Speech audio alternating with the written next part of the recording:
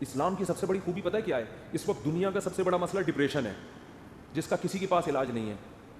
اسلام اس کا علاج بھی کر رہا ہے. اسلام کہہ رہا ہے میرے پاس اس کا حل ہے. میں اگر لسٹ بنانا شروع کروں نا لوگوں کے فون سن کر کہ کتنے لوگ ہیں جن کے میرے بیان سن کے 5 سال سے ڈپریشن کی گولیاں کھا رہے تھے، وہ گولیاں چھوٹ گئیں، تو آپ حیران ہو گئے. آپ کہہ سکتے ہو مفتی صاحب آپ چٹکلے سناتے ہو اس لیے. نا نا نا نا نا وہ بیانات سن کے جو میرے بیانات اسپیشل اسٹریس اور ڈپریشن کے بارے میں ہوئے ہیں.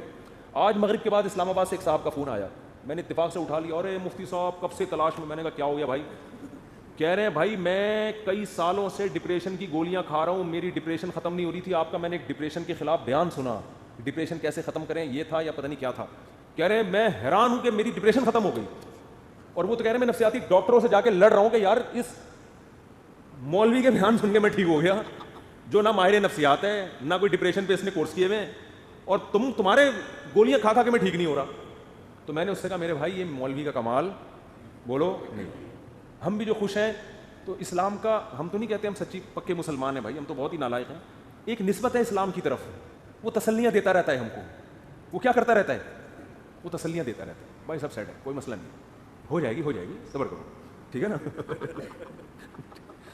کیا مطلب؟ یعنی پریشانی دور ہو جائے گی، یہ مطلب ہے. آپ کو کچھ اور لے کے جا رہے ہیں، ویسے میں بھی وہی مراد لے رہا. اچھا خیر، اس کی ایک مثال دیتا ہوں میں، ایک مثال، اس سے آپ کو سمجھ میں آئے گی بات. کبھی کبھار نا مجھے جوش چڑھتا ہے تو میں فون اٹھا. ابھی بہت عرصے کے بعد میں نے فون سننا شروع کر دیے ہیں، لیکن پھر وہ بھی اس لیے کہ اتنی بھرمار ہو جاتی ہے نا کہ لوگوں کی ٹینشنیں سن کے آدمی بھی تھک جاتا ہے. پھر میں بند کر کے رکھ دیتا ہوں. ابھی میں بالکل موبائل لیس ہو گیا، میری زندگی سے موبائل نکل گیا. تو میں نے کہا بالکل میں ویسا ہو گیا ہوں جب نیا نیا موبائل ایجاد ہوا تھا. صحیح ہے نا. اب میں نے دوبارہ تھوڑا سا پھر بند کر دوں گا.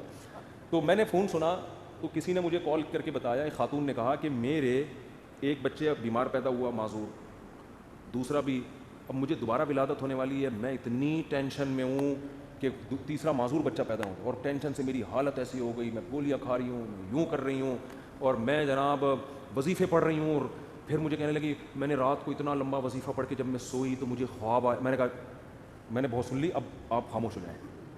وہ کہنے لگی میں رات کو سوئی، میں نے یہ والا وظیفہ ہے، مجھے ایک عامل نے بتایا، بزرگ نے بتایا یہ ہوا ہے، تو میں نے یہ والا وظیفہ، میں خواب. تو جیسے ہی خواب پہ پہنچی میں نے کہا اسٹاپ. میں نے کہا مجھے خواب نہ سنائے، آپ خوابوں کی دنیا سے باہر نکل آؤ. کہہ رہی مجھے کوئی وظیفہ بتا دیں. میں نے کہا میں آپ کو وظیفہ بالکل بھی نہیں بتاؤں، کیونکہ آپ کو یہ والا وظیفہ پڑھنے سے یہ والا خواب آ رہا ہے، تو دوسرے والے وظیفے سے دوسرا والا. جو آدمی پڑھا کے جب تھکاوٹ تو عجیب عجیب پھر خواب تو آتے ہیں. میں نے کہا محترمہ آپ کا علاج صرف ایک چیز میں ہے. آپ نے یہ کیوں فرض کر لیا کہ معذور بچہ مجھے کسی قیمت پہ نہیں چاہیے؟ یہ سوچ غلط ہے، آپ خدا سے لڑ رہی ہو. سمجھ میں آ رہی ہے بات؟ اس دنیا میں آپ کی مرضی بولو نہیں، اس میں خدا کی چلے گی. خدا کی مرضی پہ راضی ہو جاؤ، دعا مانگو، کوئی وظیفے نہیں پڑھو، دماغ خراب ہو، خواب آ رہے ہیں تو چھوڑ دیں ان کو. حقائق کی دنیا میں آؤ، دعا مانگو، اے اللہ مجھے نیک صالح اولاد دے، گڑ گڑاؤ اللہ کے ساتھ، اور اے اللہ مجھے صحت مند اولاد دے، مجھے آزمائش میں نہ ڈال. دعا گڑ گڑا کے مانگو، لیکن دل میں یہ رکھو میرا کام تھا مانگنا، ہوگا وہی جو اس کی بولو مرضی، اور جو ہوگا میرے حق میں بہتر ہوگا. میرا خدا میرے ساتھ غلط. میں نے کہا یہ ذہنی طور پر تیار ہو جاؤ کہ تیسرا بھی معذور ہو سکتا ہے. یہ کیا میری تو زندگی ایسی. میں نے کہا بھائی یہ زندگی کے لیے ہم پیدا ہی نہیں ہوئے ہیں. اصل ہماری کیا ہے؟ وَإِنَّ الدَّارَ الْآخِرَةَ لَهِيَ الْحَيَوَانُ. قرآن کہہ رہا ہے اصل آخرت ہے. یہ دنیا تو مسافر خانہ ہے. وہ لانڈی جا رہے ہو، لٹک کے سفر کر رہے ہو، جگہ نہیں مل رہی، فون کر رہا ہے W11 میں لٹک کے جا رہا ہے نا. W11 لانڈی جاتی ہے؟ کہاں جا رہی ہے آج کل؟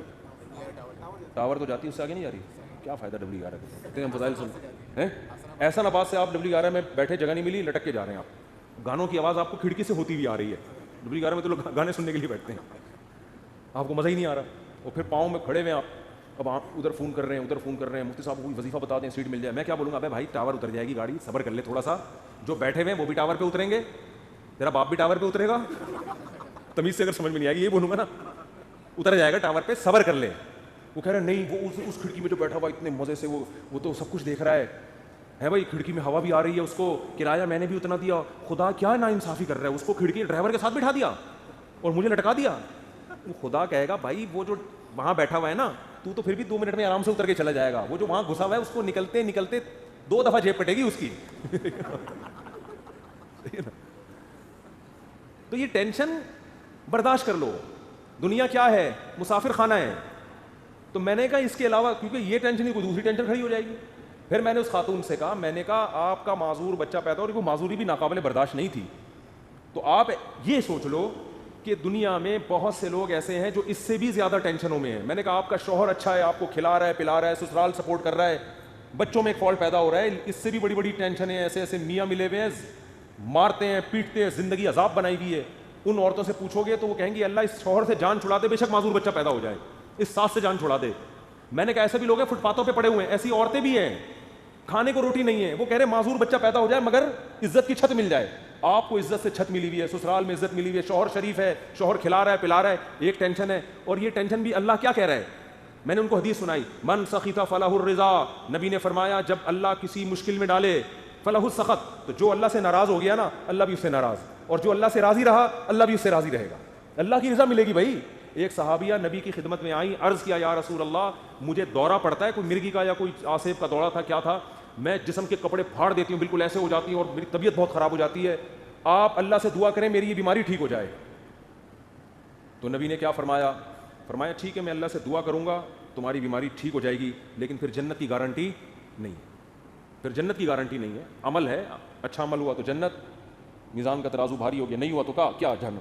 لیکن اگر تم اس بیماری پہ صبر کرو اور اس اللہ کی تقدیر پہ راضی ہو جاؤ، جنت کی گارنٹی. کیونکہ اس صبر پہ جو تمہیں اجر ملے گا نا وہ اتنا بھاری ہوگا کہ اگر زندگی میں کچھ گناہ ہوئے بھی تو یہ نیکی ان گناہوں کو کیا کرے گی؟ کھا جائے. پھر جنت کی گارنٹی ہے. ان صحابیوں نے عرض کیا یا رسول اللہ جنت کی گارنٹی چاہیے، بے شک یہ بیماری ختم نہ ہو. بات آ رہی ہے سمجھ؟ اب اس خاتون کو ڈپریشن کیا ہو گئی، یعنی جو صحابیاں تھیں ان کو ڈپریشن ختم، بھائی اس بیماری کو گزارا کرنا، اسی میں گزارا کرنا ہے، اسی میں گزارا. اور جب انسان صبر کی ٹھان لیتا ہے تو قرآن کہتا ہے کہ اللہ کی طرف سے تسلیاں ملتی ہیں، پھر تھپکیاں ملتی رہتی ہیں، اللہ بھی اس کا ہاتھ تھامتے ہیں. جیسے قرآن میں آتا ہے وَرَبَطْنَا عَلَىٰ قَلْبِهَا لولا ربطنا، کیا ہے ان کا عادت لتبدی بھی لولا ربطنا علی قلبها. حضرت موسیٰ کی ماں نے جب اپنے بچے کو، بس یہ آخری بات کر کے بیان ختم کرتا ہوں، اپنے بچے کو صندوق میں ڈالا نا اللہ کے حکم پہ، تو قرآن کہہ رہا ہے موسیٰ کی ماں کا دل صبر سے کیا ہو گیا؟ خالی. لیکن اللہ کا حکم تھا اس کو صندوق میں ڈالو. اب ماں کیسے ڈالے بھائی اپنے ہاتھ سے، اور وہ بھی دریا کے حوالے. اور قرآن کہہ رہا ہے وہ صندوق گیا کہاں؟ فرعون کے گھر میں. موسیٰ علیہ السلام کی ماں کو اطلاع دے دی ان کی بیٹی نے، تو فرعون نے اٹھا لیا. قرآن کہہ رہا ہے کیونکہ اب اللہ کے حکم پر سب کچھ ہو رہا ہے. قرآن کہہ رہا ہے ہم نے موسیٰ کی ماں کا دل کو تھام لیا، رسیوں سے باندھ دیا، جو لفظی ترجمہ ہوگا باندھ دیا کہ یہ بے صبری نہ ہو جائے. ان کا عادت لتبدی بھی لولا ربطنا علی قلبها. قرآن کہتا ہے موسیٰ کی ماں ایسی بے صبری ہوئی کہ قریب تھا کہ جا کے فرعون کو بتا دیتی کہ میرا بچہ ہے مجھے دے واپس، جذبات میں آ جاتی. لیکن قرآن کہہ رہا ہے ہم نے موسیٰ کی ماں کے دل کو تھام لیا. کیوں؟ اللہ کے حکم پر عمل کیا نا. تو کچھ موسیٰ کی ماں نے کیا، جو نہیں ہو پا رہا تھا وہ کس نے کر دیا؟ اللہ نے. تو آپ مشکلات میں جب صبر کی کوشش کرو گے، جتنی کوشش آپ کر سکتے ہو کرو، باقی کون ہمت دے دے گا؟ اللہ. ہم سب کو اللہ سے دعا مانگنی چاہیے، اللہ مشکلات سے بچا. ہم صبر کرنے والے لوگ نہیں ہیں، ہم تو نالائق ہیں. ہم اللہ سے خوشیاں مانگتے ہیں، عافیت مانگتے ہیں، لیکن اللہ نہ کرے کوئی مشکل آ گئی، واویلا نہیں کرنا بھائی. یہی اسی میں بہتری ہے، اسی میں فائدہ ہوگا. تو میں نے اس خاتون سے کہا کہ اللہ کہتا ہے کہ اس ٹینشن میں صبر کرو تو کیا ہوگا؟ اللہ راضی ہو جائے، اس کا بہت اجر دے گا. میں نے کہا آپ کل بوڑھی ہو کے آپ نے مر جانا ہے، اگر آپ کے 3 بچے بالکل صحت مند پیدا ہوتے ہیں بھائی، تو کیا مرنے کے بعد یہ قبر میں ساتھ جائیں گے؟ قبر میں بچہ نہیں جائے گا. معذور بچوں پہ جو آپ نے صبر کیا، یہ صبر کہاں جائے گا؟ قبر میں ساتھ جائے گا. صحت مند بچے ہوں، صبر کا موقع نہیں مل رہا تو بچے تھوڑی جائیں گے قبر میں ساتھ.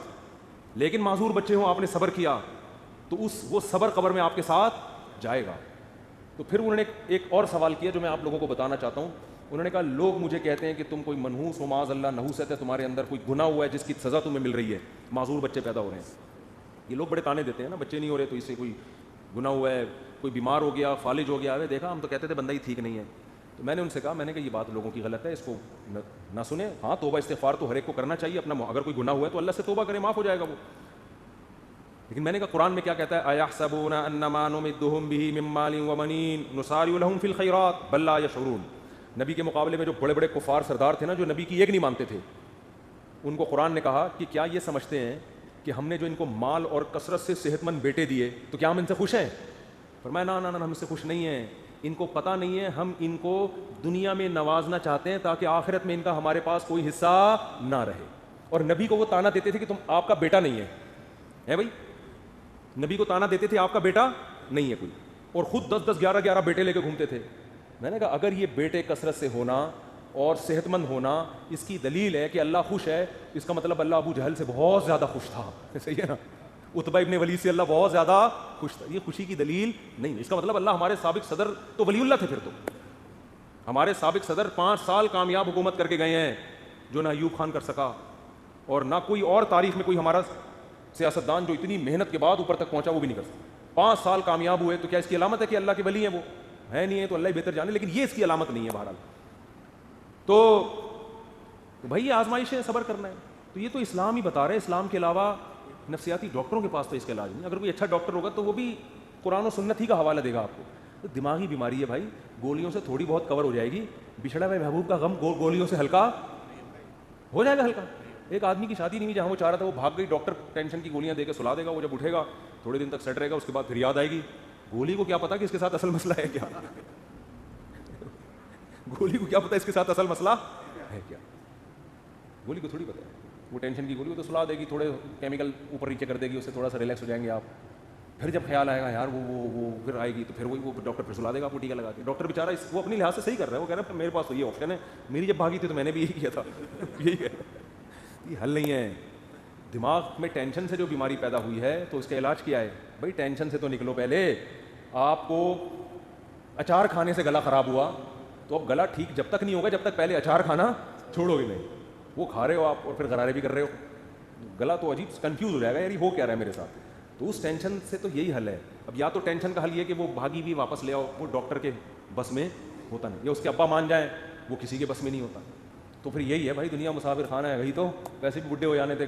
بڈھوں کو دیکھ لیا کرو جو ان کے پرانے جو بوڑھے ہو چکے ہیں نا، وہ لیلا مجنو کا سوچ لیا کرو، لیلا کس قبر میں سو رہی ہے اور مجنو کس قبر میں سو رہا ہے۔ اب کوئی آپس میں ریلیشن ہے؟ کوئی پتھر سے نہ مارے میرے دیوانے کو، بم کا زمانہ ہے اڑا دو سالے کو، کوئی ہے ایسا ریلیشن آپس میں؟ کچھ بھی نہیں ہے، سب فینش۔ ڈپریشن کا علاج تو اسلام کے علاوہ کسی کے پاس نہیں، آخرت ہے بھائی۔ اسی آخرت کے تصور نے حضرت جابر بن عبداللہ تھے یا معاذ بن جبل تھے، موت کے وقت آنسو نکال دیے ان کی آنکھوں سے۔ لوگوں نے کہا مر رہے ہیں اس لیے دنیا سے جانے کا غم ہے، فرمایا نہیں نہیں نہیں نہیں نہیں، دنیا میں جو اللہ کے لیے ٹینشنیں اٹھاتا تھا ان ٹینشنوں کے ختم ہونے کا غم ہے۔ دیکھو ٹینشن میں آدمی خودکشی کرتا ہے اور خوش ہوتا ہے ٹینشنیں ختم۔ صحابی موت کے وقت غم زدہ ہیں کہ ٹینشنیں ختم ہو رہی ہیں۔ عجیب بات ہے کہ نہیں ہے؟ کیوں؟ وہ تو کہہ رہے ہیں اب تو بدلے کا وقت ہے، اب تو جنت ہے، وہ ٹینشن ہے جو اللہ کے لیے وہ جنت میں تو ملیں گی نہیں۔ کسی نے پوچھا کیا ٹینشن؟ کہا کہ شدید گرمی میں روزے رکھتا تھا، بھوک پیاس اللہ کے لیے برداشت کرتا تھا، اس بھوک اور پیاس کی ٹینشن میں جو ایک سکون ملتا تھا کہ میرا رب مجھے دیکھ رہا ہے۔ افطاری میں جب آپ شدید بھوکے پیاسے ہوتے ہیں، مجھے تو بڑا اچھا لگتا ہے جب گرمیوں کے روزے، تو کم گرمیاں ہو گئی، بچپن میں جو ہم چھوٹے تھے نا اس وقت گرمیوں کے روزے تھے بہت شدید، اب تو اے سی آ گئے گھروں میں، سہولتیں ہو گئی، اس وقت بہت کم ہوتی تھی، تو ہم تو چھوٹے بہت کم عمری میں ہم نے روزے شروع کر دیے تھے۔ ہمیں یاد ہے اس وقت شدید گرمی میں کراچی کی جون کے روزے ہم اسکول میں رکھ کے آتے تھے تو نا شدید پیاس سے ڈھال ہوتے تھے، 1 یا 2 بجے کا ٹائم ہوتا تھا، پھر ہم نکل جاتے تھے محلے میں، تھڑے نہیں ہوتے، پیپل کا درخت تھا اس کے نیچے ایک تھڑا تھا، 2-4 درخت تھے، وہاں تھڑے پہ سارے روزے دار آ کے لیٹے، کوئی یوں پڑا ہوا ہے کوئی یوں پڑا۔